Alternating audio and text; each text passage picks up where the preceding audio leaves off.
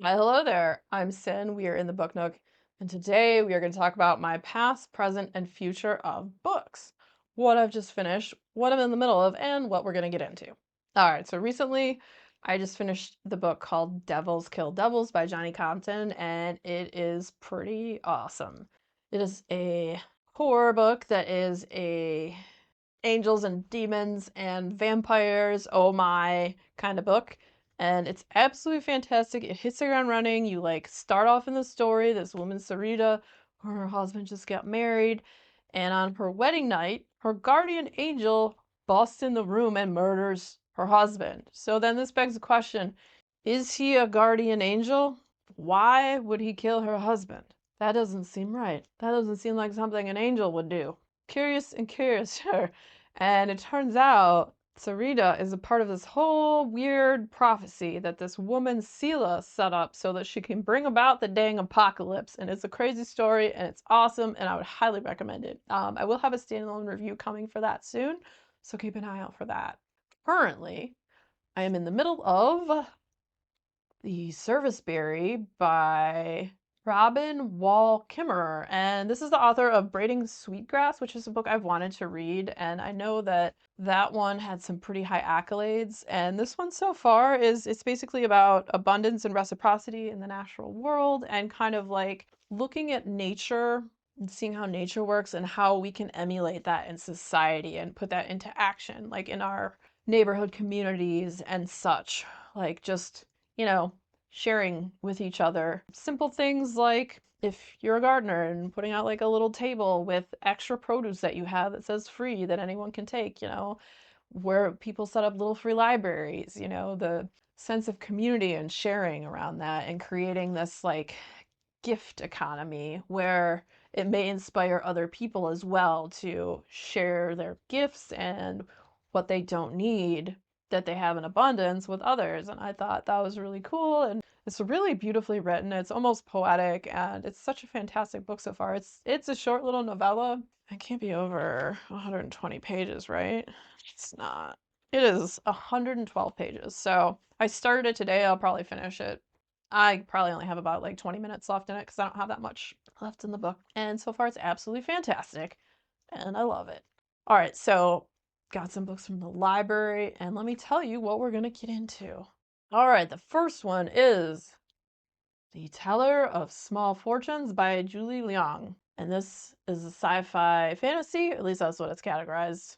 It seemed kind of cozy and magical, and I'm all about the cozy and magical in these cold months because, I don't know, like, I love horror, but sometimes, you want cozy and magical. Also, there's a cat's magic. I don't know, it called to me. The title called to me, the picture on the cover called to me, and let's tell you what it's about. Tao is an immigrant fortune teller traveling between villages with just her trusty mule for company. She tells only small fortunes, whether it will hail next week, which boy the barmaid will kiss, when the cow will calve. She knows from bitter experience that the big fortunes come with big consequences. Even if it's a lonely life, it's better than the one she left behind. But a small fortune unexpectedly becomes something more when a semi-reformed thief and an ex-mercenary recruit her into their desperate search for a lost child. Soon, they're joined by a baker with a need, and need is spelled like need bread. That's not kneading. What am I should know better, like biscuits, cat biscuits. I'm not doing good with this. All right, anyways, like kneading bread, kneading dough, whatever. And of course, a slightly magical cat.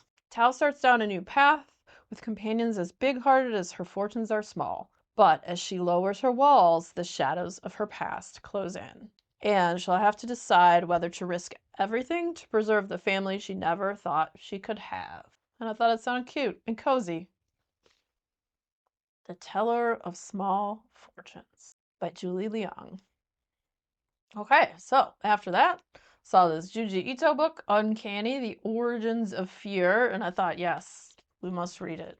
If you see Junji Ito books, you pick them up. That's just what you do. This says, why are we drawn to fear?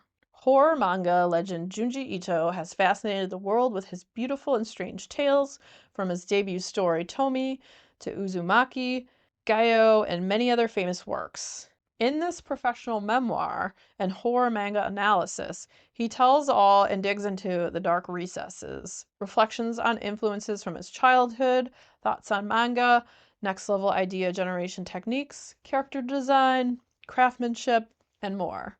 Full of never before told insider anecdotes and behind the scenes stories. This is a must have book for fans who want to immerse themselves in the world of Junji Ito. And I look forward to reading that. There's a lot of like, can you see that? There's like little drawings and stuff on each page and different like illustrations and whatnot. Is that Paul McCartney? I don't know, but it sure looks like him. Yes, yes, it is. I was like, what? After that one, we have Shock Induction by Chuck Palahniuk, and I like the stained glass looking cover. I think that's pretty cool. All right, so let's tell you about it.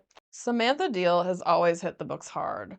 Her curiosity and drive make her the perfect candidate for recruitment by Greener Pastures, a secret organization of billionaires on the hunt for the best and brightest teenagers. Lavish trips to Paris, promenading peacocks, and opulent balls full of waltzing Russian royalty await her, if only she's willing to abandon the life she's known. And given Sam's life includes a creepy live-in uncle and parents more devoted to guzzling NyQuil than to raising their daughter, the proposition is pretty enticing. It soon becomes clear, though, that if it were up to Greener Pastures, America's highest achieving youth would be auctioned off before maturity and condemned to a life of corporate mediocrity. But Sam Deal isn't going down the rabbit hole without a fight.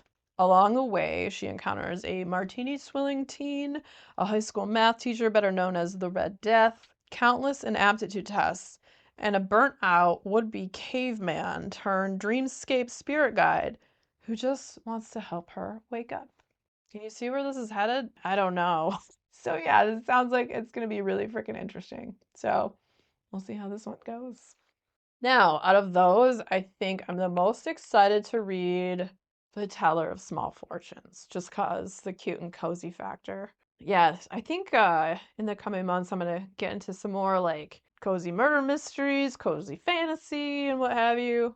At some point, I do want to do another vlog soon. I just kind of have been in a mental state where my brain just hasn't been in a place where I can figure out what I want to do and to put all that together. So I got to figure that out. More cozy books, probably more Stephen King, and whatever I bump into at the library, because I love the library. It is my favorite. It's like actual magic being able to go in there and discover books for free and having them kind of jump off the shelf and be like, ooh, that looks interesting. And some are wondrous, and then some kind of, they're not for me. So, it's always fun to see which ones I pick out that actually turn out to be really good and which ones are like, oh, no. If you're a fan of videos where I talk about multiple things that I am reading or have read, the next video coming up will be about that, so stick around, check it out. And if you enjoyed hanging out today, hit that subscribe button, come back, see me again, and we'll talk about more bookish things and weird stuff.